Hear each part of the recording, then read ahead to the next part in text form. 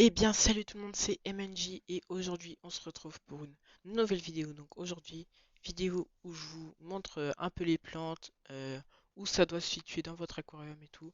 Donc voilà, c'est parti, on y va. Donc tout d'abord, on a ces plantes-ci, donc voilà, celles qui sont à l'écran. Donc c'est des plantes qui talent beaucoup, donc qui sont faites en forme de rhizome, si je peux dire ça comme ça.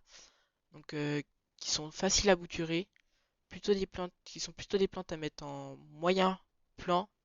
Donc là, je les ai mis en début, en premier plan parce que en premier plan, j'avais pas d'autres plantes à mettre.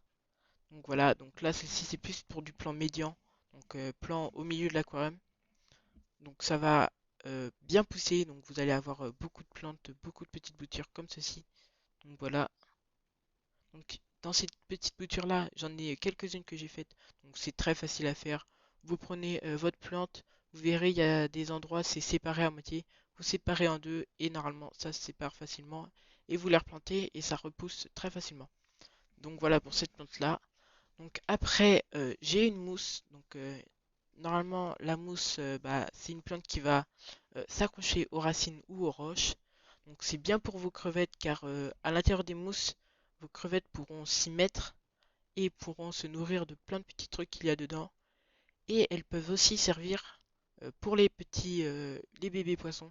Donc quand vous avez des bébés poissons, ils vont se cacher dedans et ça va éviter à ce qu'ils se fassent manger. Et vous allez être tranquille et ils vont pouvoir grandir plus facilement. Donc voilà. Après, on a une Anubia. Donc je crois que c'est une Anubia. C'est une plante qui se met plutôt en arrière-plan ou en médian. Donc c'est une plante qui grandit pas trop vite, qui fait des grandes tiges avec des feuilles au bout. Donc voilà, donc moi elles ont un peu d'algues parce que j'ai une prolifération d'algues dans mon aquarium. Ça m'a un peu abîmé toutes mes plantes. Mais normalement, vu que ça va repousser, euh, du coup je vais arracher celle-ci et je vais pouvoir en mettre, garder celles qui sont pas prises par les algues. Donc voilà, donc pareil c'est des plantes d'arrière-plan médium. Donc ça pousse pas trop vite. Donc voilà. Après, il y a la version Minia de l'Anubia. Donc c'est ces plantes-là. Donc cette Anubia-là, c'est une Anubia qui va se coller aux roches, aux racines. Et ça va vous faire comme des petites bonsaïs au bout d'un moment. Deux petites feuilles comme ça. Je sais pas si vous voyez. Donc là, j'ai dû la couper parce qu'elle était d'algues et tout. Mais normalement, elle est pas comme ça. Donc en fait, ces racines vont se coller. Donc, je sais pas si vous voyez au fond. Donc ça va faire un truc à peu près comme ça. Donc ces racines en fait vont se coller et une fois qu'elles sont collées, la racine, enfin la plante ne pourra plus partir, sauf si vous arrachez bien sûr la plante à la main, elle peut partir facilement comme ça.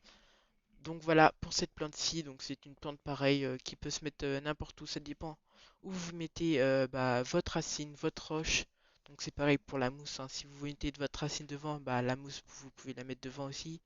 Si vous mettez votre roche derrière, faites gaffe aussi si vous mettez votre roche derrière à ce que la plante soit en hauteur. Bon, bien sûr si vous voulez la voir, mais sinon si vous voulez pas trop la voir, ou voilà, ça peut être bien aussi en arrière pour donner un petit fond avec des plantes. Donc voilà. Donc normalement derrière j'ai une boule de mousse. Donc c'est une boule de mousse qui est bien pour les crevettes parce que normalement je suis censé avoir des crevettes dedans. Donc elles se cachent. Et du coup pareil c'est pour les crevettes. Donc elles vont se cacher dedans. Elles vont plutôt aller dessus. Et elles vont se nourrir de plein de petites bactéries qu'il y a à l'intérieur. Des algues qu'il y a dedans. Enfin voilà quoi. Après, c'est une mousse qui peut attraper beaucoup d'algues, donc faut faire gaffe à ce qu'elle n'attrape pas beaucoup d'algues. Donc comme moi, elle a attrapé beaucoup d'algues, donc les crevettes ont un peu de mal à s'en occuper. Donc des fois, de temps en temps, j'essaye de retoucher un peu avec la pince pour enlever les algues et d'habitude ça marche. Donc voilà. Et enfin, on va passer à la dernière plante. Donc c'est une plante c'est une plante in vitro en fait. Donc c'est une plante qui va taler normalement tout au sol. Donc là pour l'instant elle tale pas beaucoup parce que je viens de la mettre. Et pareil avec mon problème d'algues, ça la ralentit un peu. Donc c'est un peu difficile. Donc voilà, après pareil, c'est pour que les crevettes se cachent dedans, pour les alevins aussi, pour plein de trucs. Donc c'est pareil, c'est bien pour les crevettes, ça va taler. Donc moi je l'ai mis au milieu parce que comme ça va lui permettre de se taler plus rapidement, enfin plus rapidement. Ça va pas se taler plus rapidement, mais genre ça va, ça va faire un peu partout plutôt que de la mettre devant et qu'elle fasse que derrière. Comme ça, moi je suis sûr qu'elle va aller un peu derrière, un peu à droite, un peu à gauche. Donc voilà, donc ça peut rendre assez beau. Donc c'est une plante qui peut faire cette taille-là environ. Donc voilà, je sais pas si vous voyez, donc je connais pas environ sa taille. Je dirais un petit 20 cm on va dire maximum. Donc voilà, donc ça va faire un tapis d'herbe. Donc je vous montrerai l'évolution un peu plus tard. Comme ça vous verrez bah, ce que ça donne. Donc voilà, donc c'était tout pour ces plantes. Donc pour ces plantes, faut savoir aussi que c'est des plantes qui ont besoin de lumière bien sûr. Donc pas de faut des lumières qui soient bien, parce que si une plante n'a pas beaucoup de lumière, ça va favoriser les algues et du coup bah, la plante bah, va être envahie par les algues et ne va pas pousser comme il faut. Donc voilà. Après, j'ai oublié de vous montrer, donc j'avais des plantes flottantes. Donc voilà, c'est comme des nénuphars. Donc ça peut être mis au sol ou mis à flotter, ça pousse très très bien. Donc j'en avais plein qui m'avaient envoyé tout ça, j'avais tout ça d'aquarium de plantes dans mon aquarium à flotter. Donc c'est une plante qui pousse très très très très vite. Donc pour ceux qui veulent bah, de la reproduction, par exemple de gouramis, c'est très bien pour les gouramis. Donc je crois que je vous ai fait une vidéo dessus sur la reproduction. Donc n'hésitez pas à aller la voir. Sinon, si je l'ai pas faite, bah, je vous en ferai une un peu plus tard. Donc voilà, donc c'est bien pour ces poissons-là, car ces poissons sont des poissons qui vont faire des nibules et ça va bloquer le courant avec les plantes.